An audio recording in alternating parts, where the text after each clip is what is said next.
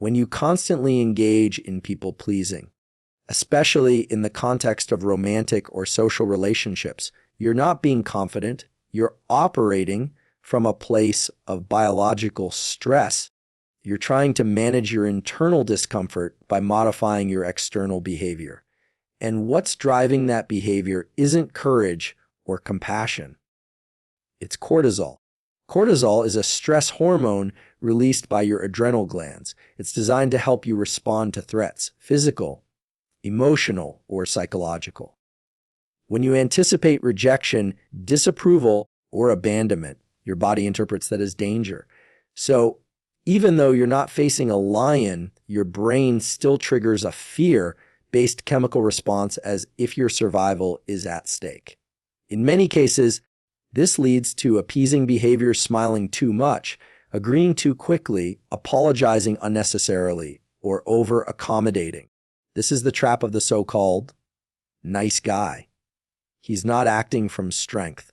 He's acting from a hyperactive threat detection system, particularly involving the amygdala and hypothalamus. These brain regions are on high alert for social threats. And every time the nice guy tries to avoid discomfort by being overly kind or agreeable, he reinforces that fear loop. The worst part is, this behavior starts to feel like your identity. You tell yourself you're just a caring person, or that you're easygoing, or that you don't like conflict. But the truth is, those are coping mechanisms. Deep down, you're terrified of losing approval, especially from women you're attracted to. You've been biologically conditioned to chase safety through compliance. Let's break it down further. When your behavior is controlled by cortisol, your prefrontal cortex, the part of the brain responsible for rational decision, making identity and long-term planning, gets overridden by limbic impulses. You're not acting from choice, you're acting from compulsion. And you start to lose the ability to stand up for yourself, assert your needs, or say no without guilt. This creates a loop where every act of people-pleasing reinforces the internal narrative. I need to earn love by shrinking myself. Over time, this erodes your self-respect. And women, whether they consciously realize it or not, pick up on that. People can sense when your kindness is coming from weakness instead of grounded strength. That kind of behavior may make you seem safe, but it doesn't make you attractive. It makes you invisible. Neuroscience tells us that true confidence comes from repeated activation of the dopaminergic system, which is responsible for drive, reward, and forward movement. When you take action based on your truth, when you assert yourself, express your desires clearly, and tolerate the discomfort of not being liked, you activate this reward circuitry. Dopamine builds when you take risks that align with your values, not when you hide who you are to please others. There's also a deeper biological cost to chronic people-pleasing. Elevated cortisol over time damages your immune system, impairs sleep, and reduces testosterone levels, key for confidence, focus, and emotional resilience.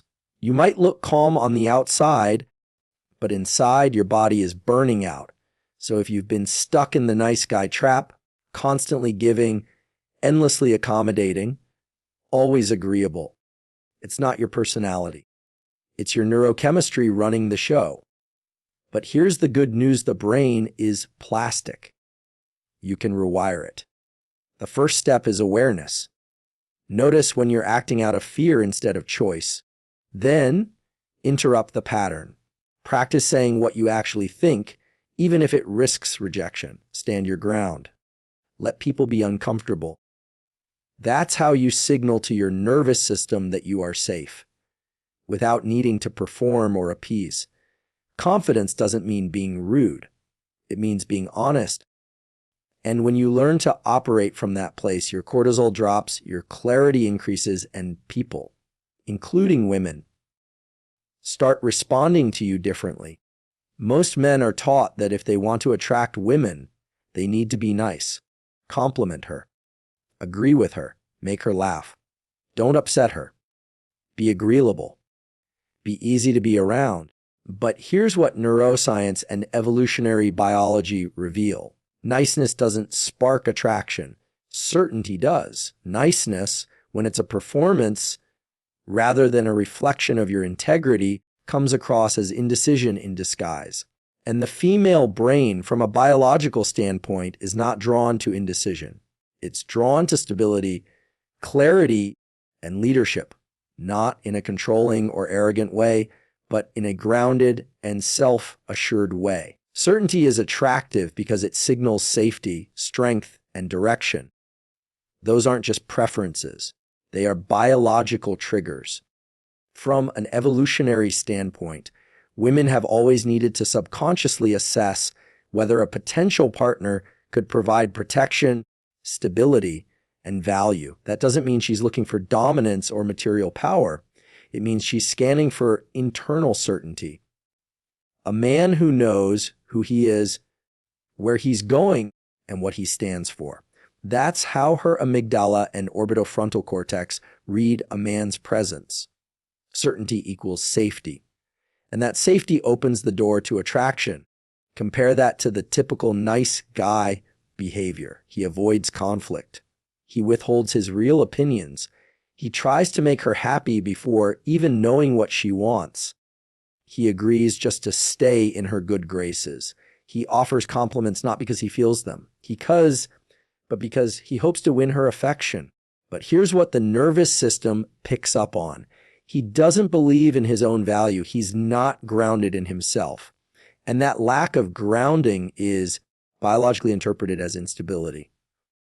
Now, kindness isn't the problem. Being a good human being isn't unattractive.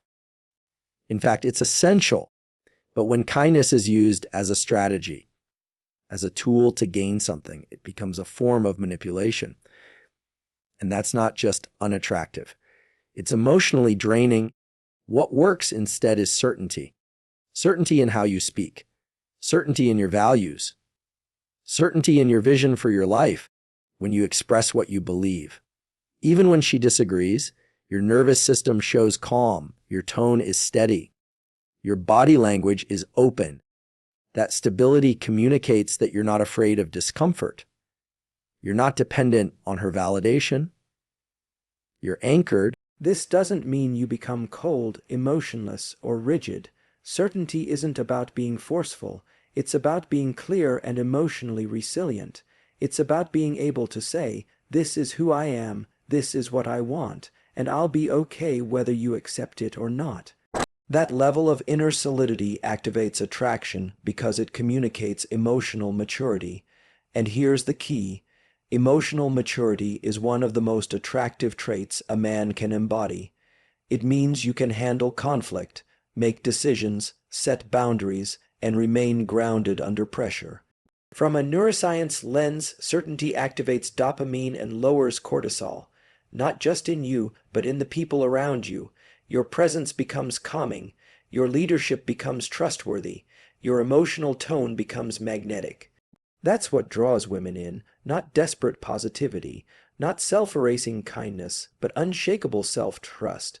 So if you've been trying to win affection by being extra nice, you're likely repelling the very connection you crave.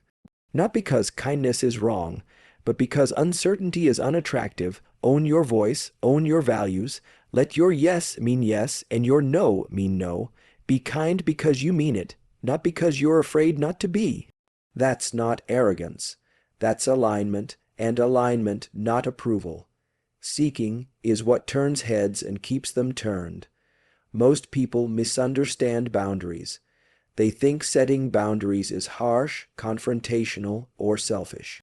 So instead, they over-accommodate, they say yes when they want to say no, they suppress their needs to avoid conflict, they keep quiet to keep the peace. But here's the truth, over-accommodation doesn't create connection, it destroys respect.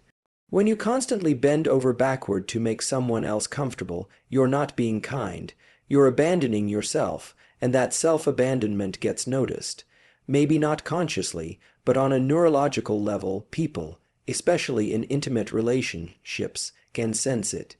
They can feel when your words aren't aligned with your inner truth. They can feel when your energy is coming from fear rather than confidence. And the result is always the same. They stop respecting you. Let's talk neuroscience.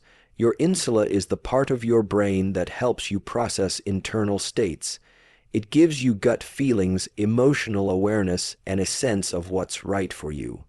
But every time you override your instincts, every time you say yes when you mean no, you weaken that internal feedback system, you dull your intuition, and over time, you lose connection with your own emotional reality. Now add another layer. When you're constantly prioritizing other people's needs above your own, your dopamine system, which thrives on self-actualization and alignment, starts to shut down. You feel drained, resentful, frustrated, or empty. You might even start to feel invisible. That's because you've conditioned your nervous system to believe that your needs don't matter, and people will follow that lead. Here's the irony: most people, pleasers, think they're avoiding conflict by being accommodating. But the reality is that avoiding small discomforts now leads to bigger disconnection later. Over-accommodation builds silent resentment, and resentment always finds a way to leak out through passive aggression, emotional withdrawal, or burnout. The only way to build genuine respect is by being honest about your boundaries.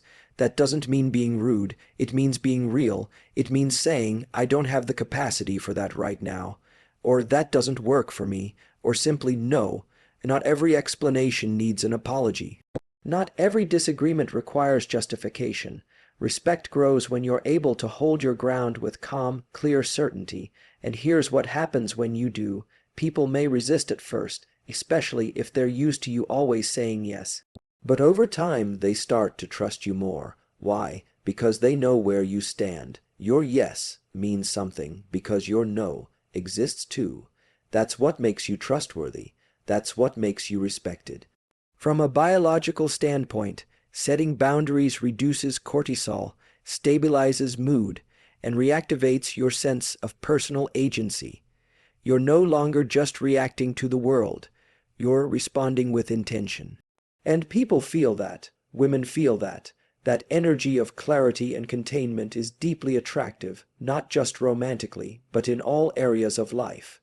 So stop trying to win people over through over-accommodation. Stop performing niceness at the cost of your truth. Boundaries are not barriers. They're bridges to healthy, balanced relationships. They protect your time, your energy, your peace, and your self-respect. And remember this: the people who benefit from your lack of boundaries are the ones who will complain the most when you start setting them. Let them. Because when you start honoring yourself, you don't just change how others see you. You change how you see you, and that's where real power begins. Stop being nice to manipulate affection. Start being real to build connection. That's not anti-woman, that's pro-authenticity. You're not here to be liked. You're here to be respected, and more importantly, self-respecting.